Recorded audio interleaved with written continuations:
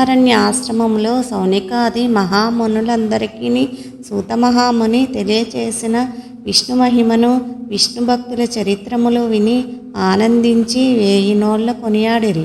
సౌనికాది మునులకు ఇంకను సంశయములు తీరనందున సుతునిగాంచి, ఓ ముని తిలకమా, కలియుగమందు ప్రజలు అరిషడ్వర్గములకు దాసులై అత్యాచార పరులై జీవించుచు సంసార సాగరము తరింపలేకున్నారు. అటువంటి వారు సులభముగా ఆచరించు తరుణోపాయం ఏదైనా కలదా? ధర్మములన్నిటిలోని మోక్ష సాధనకు ఉపయోగపడే ఉత్తమ ధర్మమేది? దేవతలందరిలోనూ ముక్తినొసంగు ఉత్తమ దైవమెవరు? మానవుని ఆవరించి ఉన్న అజ్ఞానమును రూపుమాపి పుణ్యఫలమిచ్చు కార్యమేది? ప్రతి క్షణము మృత్యువు వెంబడించుచున్న మానవులకు సులభముగా మోక్షము పొందగల ఉపాయమేమి?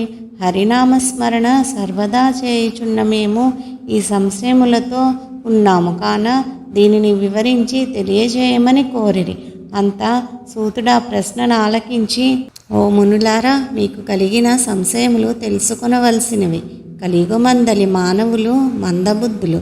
క్షణిక సుఖములతో నిండిన సంసార సాగరమును దాటుటకు మీరడిగిన ప్రశ్నలు మోక్ష సాధనము కాగలవు. కార్తీక వ్రతము వలన యాగాది క్రతువులో నచ్చిన పుణ్యము దానధర్మ ఫలము చేకూరును. కార్తీక వ్రతము శ్రీమన్నారాయణునికి ప్రీతికరమైన వ్రతము.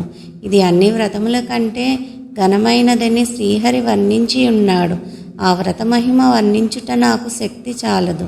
అంతేకాదు, సృష్టికర్తయగు ఆ బ్రహ్మదేవునికి కూడా శక్యము కాదు. అయినను సూక్ష్మముగా వివరించెదను. కార్తీక మాసమందు ఆచరించవలసిన పద్ధతులను చెప్పుచున్నాను, శ్రద్ధగా ఆలకింపుడు.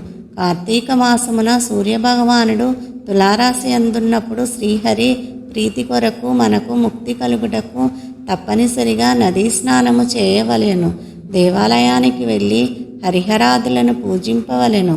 తనకున్న దానితో కొంచెమైన దీపదానము చేయవలెను. ఈ నెల రోజులు విధవ వండిన పదార్థములు తినకూడదు.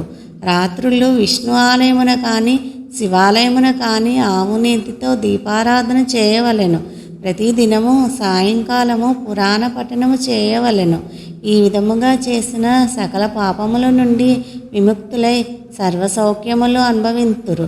సూర్యుడు తులారాశి ఎందున్న నెల రోజులు ఈ విధముగా ఆచరించువారు జీవన్ముక్తులగుదురు.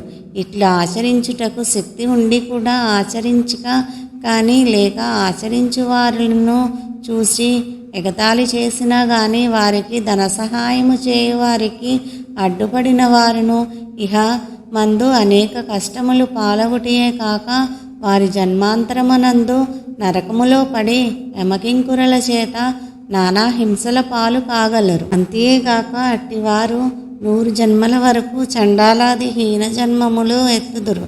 కార్తీక మాసములో కావేరీ నదిలో కానీ గంగా నదిలో కానీ అఖండ గౌతమి నదిలో కానీ స్నానమాచరించి ముందు చెప్పిన విధముగా నిష్ఠతో ఆచరించిన వారు ఇహమందు సర్వసుఖములను అనుభవించుటయేగాక జన్మాంతరమున వైకుంఠవాసులగుదురు.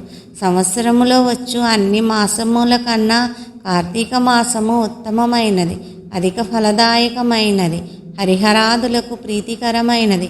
కనుక కార్తీక మాస వ్రతము వలన జన్మ జన్మల నుండి వారలకున్న సకల పాపములు హరించి మరుజన్మ లేక వైకుంఠమందుగలరు. పుణ్యాత్ములకు మాత్రమే ఈ వ్రతం ఆచరించవలననే కోరిక పుట్టును.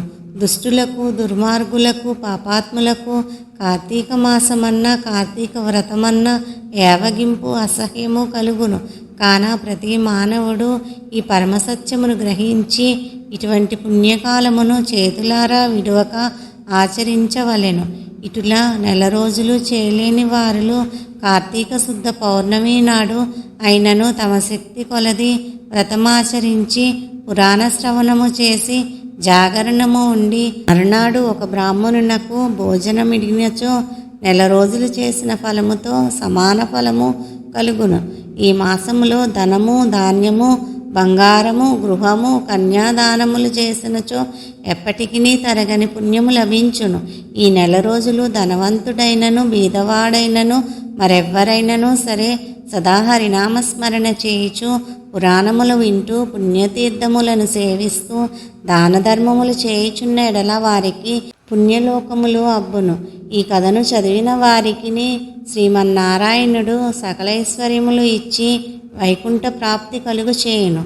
ఓం సర్వేషాం స్వస్తిర్భవతు. ఓం సర్వేషాం శాంతిర్భవతు. ఓం సర్వేషాం పూర్ణం భవతు. ఓం శాంతి శాంతి శాంతి. త్రింశోధ్యాయము ఆఖరి రోజు పారాయణము సమాప్తము. ఓం నమః శివాయ. ఓం నమః శివాయ అని కామెంట్ చేయండి.